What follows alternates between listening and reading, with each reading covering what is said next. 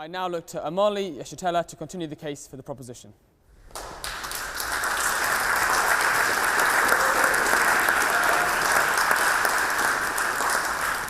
Mr. President, ladies and gentlemen, I have only recently come here from the United States of America.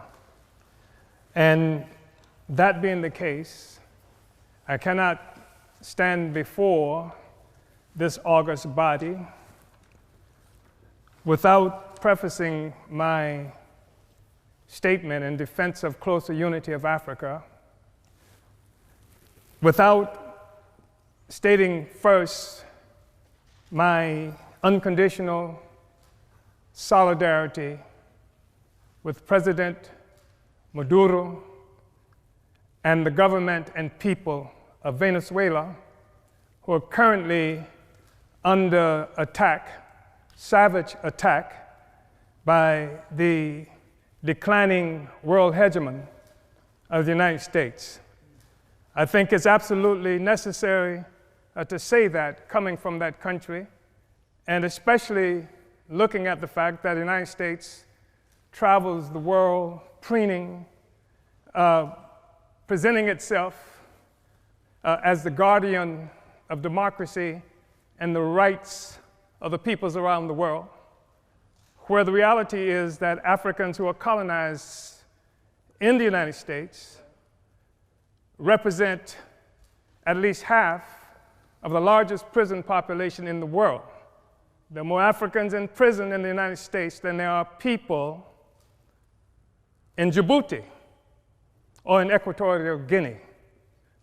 And so we find it very difficult, also recognizing that by their own estimates, it would take 228 years for the income of Africans colonized in the United States to equal that of the colonial white population. So it is absolutely necessary for me to stand here today before you expressing total opposition to the United States government terroristic actions against the people of Venezuela with an attempt to starve the people into opposition to their government. Mr. President, brothers and sisters, comrades, it is also necessary for us to say that this question of a closer union with Africa, or between Africans, or within Africa, is not a purely academic question, despite the fact that this debate is occurring within the pinnacle of bourgeois academia.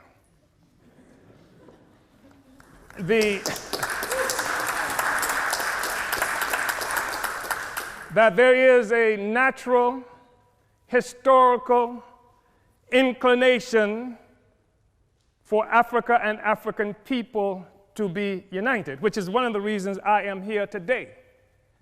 The truth of the matter is that this discussion about the unity of Africa, union of Africans, started much earlier than any incursion, as it might be characterized, of China or the Trump administration into Africa.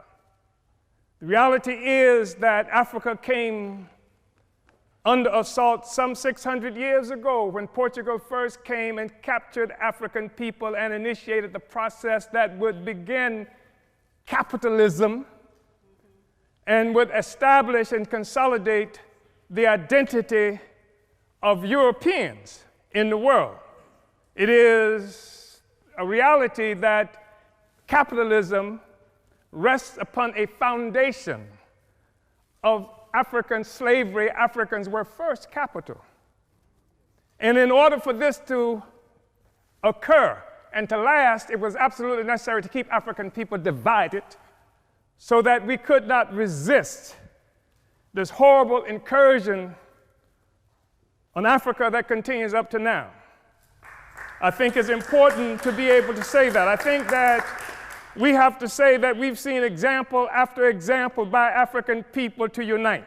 We've seen what used to be warring tribes in this geographical terrain that we occupy at this moment, able to achieve a sense of sameness that people refer to as nations founded on a common economy that came from slavery and colonialism. This is the basis of the unity that we see. If there is a problem with the European Union today, it is because the foundation, the economic foundation of capital, of imperialism, is being stressed by the struggles of the oppressed peoples of the world to take back their resources from this parasite that bleeds Africa, that bleeds the world, that bleeds Afghanistan, that bleeds the people of Yemen who are dying by the thousands even as we have this discussion. This is the basis of a Brexit. It can't stand together anymore because the host is rejecting the parasite. And it's creating crisis throughout Europe and throughout the imperialist world. I think it's necessary, brothers and sisters, to say that there has been a natural trajectory by African people for closer union. We know that we're talking about having this discussion in part because in 1884-85, Europeans sat at a table in Berlin, Germany, not a single African there, and carved up Africa into the territories that we now sometimes call countries and illogically refer to as nations. Africans didn't do that. It was Europe that did that. It was Europe and imperialism that required Africa to be divided so that the resources of Africa, both human and material, could come and pave the streets in London and grow the buildings in Amsterdam and bring clean water to New York, while the streets in Sierra Leone are not paved. And the people in Sierra Leone do not have clean water. And there's no national electric grid there.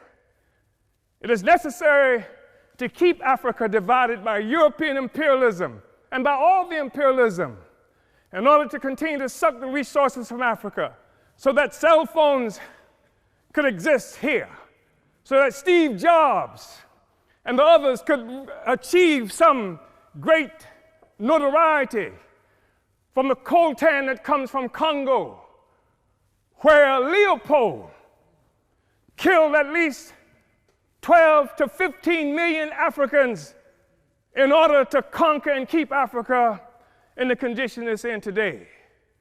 We talk about a united Africa and African Union because of what European imperialism has done to Africa to keep us divided. We know it's true.